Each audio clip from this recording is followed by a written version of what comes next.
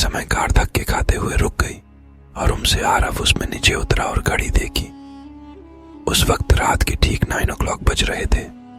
फिर उसने कार का बोनेट खोला और उसे ठीक करने की कोशिश करने लगा, लेकिन गाड़ी स्टार्ट नहीं हो रही थी। आरव ने मोबाइल से मदद मंगवानी चाहिए, पर उसमें नेटवर्क का नामो निशान नहीं था। फिर उसने गाड़ी की पिछली सीट पर सोई हुई अपनी पत्नी मिताली को आवाज दी, मिताली, अरे ओ मिताली, उठो जल्दी से, हमें आज की रात किसी गेस्ट हाउस या होटल में बितानी होगी, क्योंकि गाड़ी खराब हो गई है और अब मैकेनिक के बिना ठीक नहीं होगी। हमेशा की तरह मिताली नींद में ही बड़बड़ाते हुई उठी। आरव, तुमसे एक काम ढंग से नहीं होता, कब से बोल रही हूँ, ये तुम्हारी पुरानी खटारा बेचकर कम से कम एक सेकंड हैंड कार ले लो। जवाब में आरव बोला, खरीद लेंगे माता रानी, अब अपना बैग उठाओ और चलो, कहीं रात गुजारने का जुगाड़ करते हैं। फिर दोनों जंगल की कच्ची सड़क छोड़ के मेन हाईवे पर आ गए। उसी वक्त उन्हें जंगल में दूर कहीं से भेड़ियों के रोने की आवाजें आने लगी। वो भेड़ियों आवाजें उस काली रात को और भी डरावना बना रही थी। दोनों लगभग आधा घंटा चलते रहे, पर उन्हें ना कोई लिफ्ट मिली और ना कोई होटल। मिताली बोली, आरव, तुम्हारे बेवकूफ दोस्त मिंटू ने ये कौन से वीराने में फार्म हाउस खरीद रखा है। इस बात पर आरव कुछ कहता उससे पहले ही आसमान में जबरदस्त बिजली कड़की। उस आवाज से डरी हुई मिताली आरव के सीने से लिपट गई। उस वक्त आरव के चेहरे पर एक मुस्कान चमक गई थी।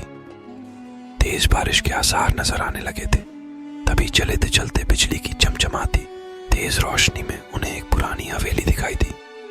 वह दोनों तेजी से दौड़ते दौड़ते उस हवेली के नजदीक पहुंचे।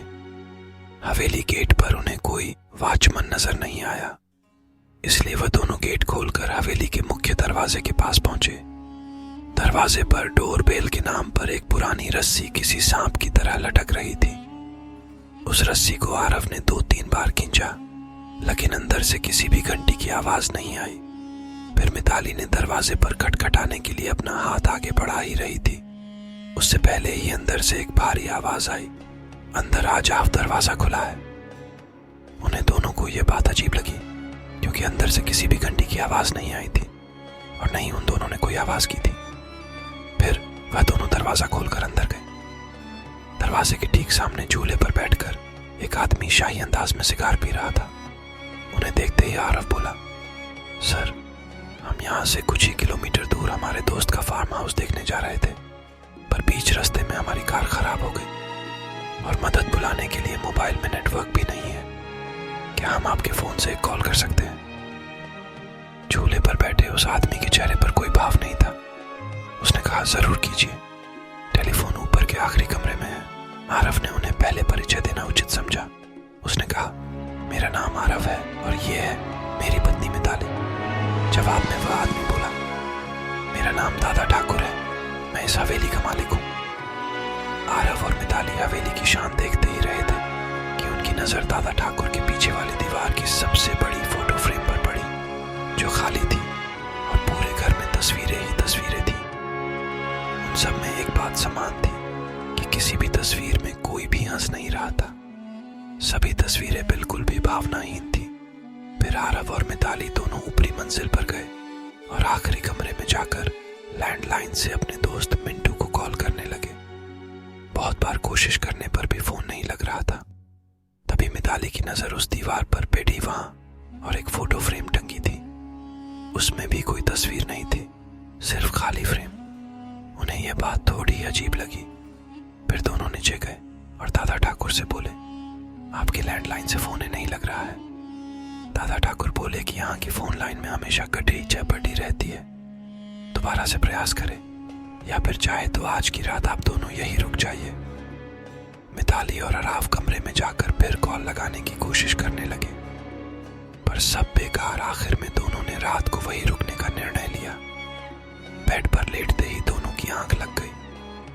रात के ठीक 1:30 बजे आरव की नींद अचानक से खुल गई और वह एक बार फिर से अपने दोस्त को फोन लगने लगा, लेकिन उस वक्त फोन पूरी तरह डेड था। हाथ से फोन नीचे रखते हुए आरव की नजर दीवार पर गई और सामने का नजारा देखकर उसके चेहरे पर से हवाइयां उड़ गई, क्योंकि कुछ घंटों पहले देखी हुई खाली फ्रेम में अब उन दोनों की तस्वीर थी और उसके नीचे लिखी थी उनके मौत की तारीख। उसने मिताली को उठाया और उसे तस्वीर दिखाई। वह बोली, यहाँ कुछ तो गड़बड़ है आरव, हमें अभी के अभी यहाँ से बाहर निकलना होगा। फिर दोनों ने वहां से सर पर दौड़ लगाई। सीढ़ियों से वह दोनों तेजी से नीचे उतरने लगे, पर उतरते वक्त सीढ़ियों पर उन्हें 4 पैरों की जगह 6 पैरों आवाज आ रही थी। अब वह दोनों काफी डर चुके थे। कुछ भी करके उन्हें बस दरवाजा खोल के बाहर भागना था। पर दरवाजे के पास पहुंचने के बाद जब दोनों ने उसे खोलने की कोशिश की, पर उनकी कोशिश नाकाम रही क्योंकि दरवाजा किसी ने बाहर से बंद कर दिया था। और अब वह दोनों उस बुता हवेली में कैद हो चुके थे। आरव और मिताली दरवाजा पिट रहे थे, मदद के लिए चिल्ला रहे थे। उसी वक्त बदकिस्मती से बिजली चली गई और मौत ने अंधेरे की चादर से सब कुछ ढक लिया और चारों तरफ शमशान का सन्नाटा फैल गया। मिताली अपने कांपते हाथों से मोबाइल टॉर्च चालू करने लगी। जैसे ही उसने टॉर्च चालू की कि उसकी रोशनी सबसे पहले सामने वाली उस बड़ी से फोटो फ्रेम पर पीटी दी, जिसे फ्रेम को आते वक्त दोनों ने खाली बिना तस्वीर की देखा था। उस खाली फोटो फ्रेम में अब झूले पर बैठे दादा ठाकुर की तस्वीर शैतानी मुस्कान दे रहे थे और अगले ही पल दादा ठाकुर तस्वीर से धीरे धीरे गायब होने लगे और उसके नीचे रखा हुआ झूला बिना हवा के ही झूलने लगा। उस भयानक मंजर को देखकर मिताली की किक्की बैठ गई और आरव बस बेसुध देखता ही रहा। कुछ ही पलों में मोबाइल भी स्विच ऑन ऑफ हो गया। अब तक उजाले में मिताली और आरव को वहां पर एक दूसरे के सांसों की ही आवाज आ रही थी, पर अब अंधेरे में उन्हें और कई सारे लोगों के सांसों की आवाज सुनाई देने लगी।